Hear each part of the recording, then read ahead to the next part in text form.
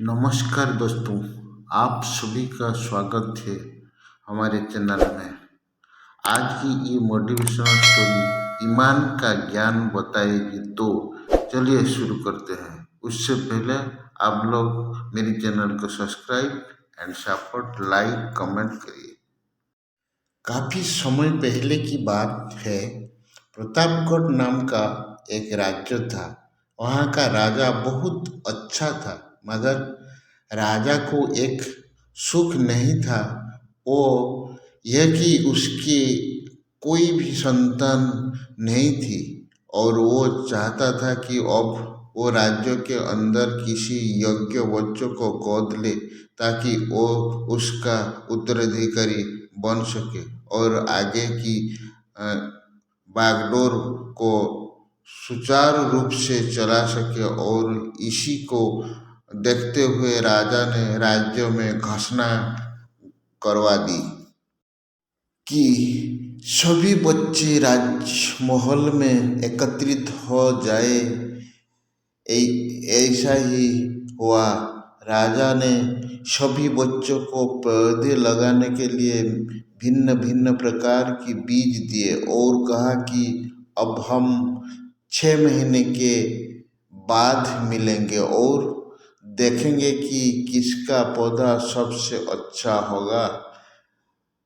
महीना बीत जाने के बाद भी एक बच्चा ऐसा था जिसके गमले में वो बीज अभी तक नहीं फूटा था, लेकिन वो रोज उसकी देखभाल करता था और रोज पौधे को पानी देता था। देखते ही देखते 3 महीने बीत गए। बच्चा परेशान हो गया। तभी उसकी माँ ने कहा कि बेटा, धैर्य रखो। कुछ बीज को फलने में ज़्यादा वक्त लगता है।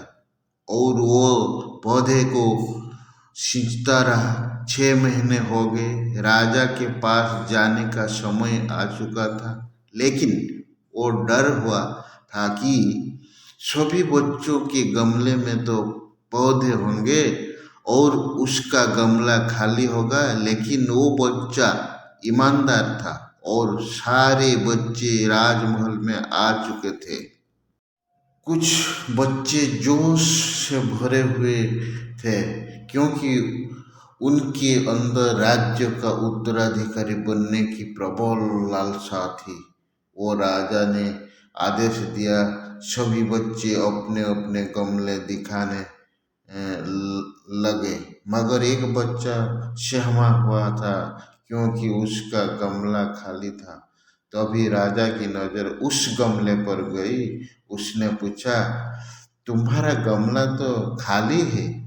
तो उसने कहा, लेकिन मैंने इस गमले की 6 महीने तक देखभाल की है।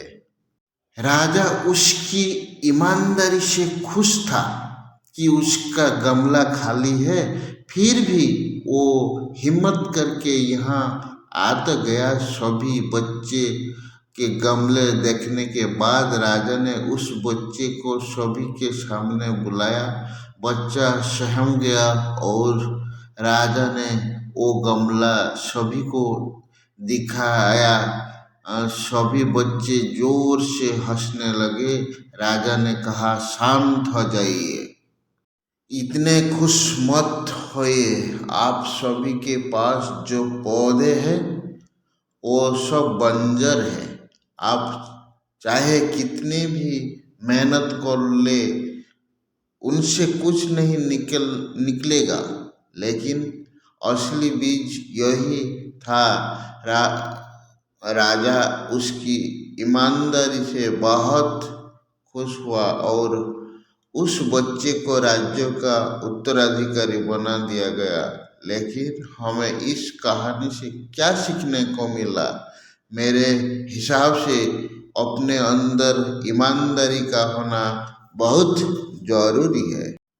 अगर हम खुद के साथ ईमानदार हो तो जीवन के किसी न किसी पड़ाव में सफलता हो ही जाएंगे, क्योंकि हमारी औकात हमें ही पता होती है, हम खुद को पागल बनाकर खुद का ही नुकसान करते हैं। फाइनली मुझे उम्मीद है कि आपको भी ये मोटिवेशनल स्टोरी अच्छी लगी होगी। अगर आप और भी मोटिवेशनल स्टोरीज को सुनना चाहते हो तो आप बिल्कुल सही जगह पर हो। यहाँ पर आपको छोटी छोटी लेकिन प्रेरणादायी कहानियाँ का खजाना मिलेगा। आपको कीमती समय देने के लिए दिल से आपका शुक्रिया। Please subscribe my channel and support